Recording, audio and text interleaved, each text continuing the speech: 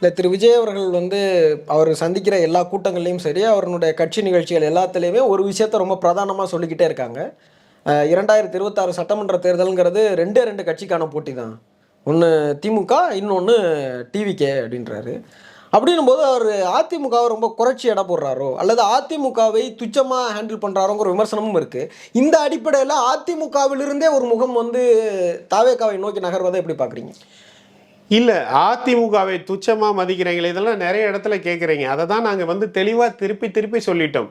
இந்த எலெக்ஷனில் போட்டி தாவேகாவா டிவிகேவா டிஎம்கேவா மட்டும்தான். ஏனென்றால் இன்னைக்கு ஆளுங்கட்சி அவர்கள் தான். அதிமுக இதற்கு முன்னாடி அவங்க தப்பு பண்ணலையா, கொள்ளடிக்கலையா, அவங்க மேலே குற்றச்சாட்டு இல்லையா, ஏன் திமுகவையே குற்றச்சாட்டிக்கிட்டு இருக்கீங்க?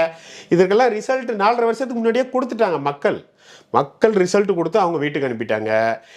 ஸ்டாலின் அவர்கள் ஆட்சிக்கு வரும்போதே சொன்னார், நாங்கள் உள்ளே வந்தவுடனே எல்லாரையும் தூக்கி ஜெயிலில் வைப்போம், கேஸை போடுவோம், அது பண்ணுவோம், இது பண்ணுவோன்னாரு.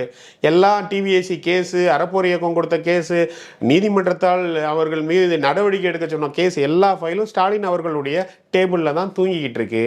ஸ்டாலினை தான் நீங்கள் கேட்கணும். இன்னைக்கு பொறுத்தவரை ஆளுங்கட்சி திமுக.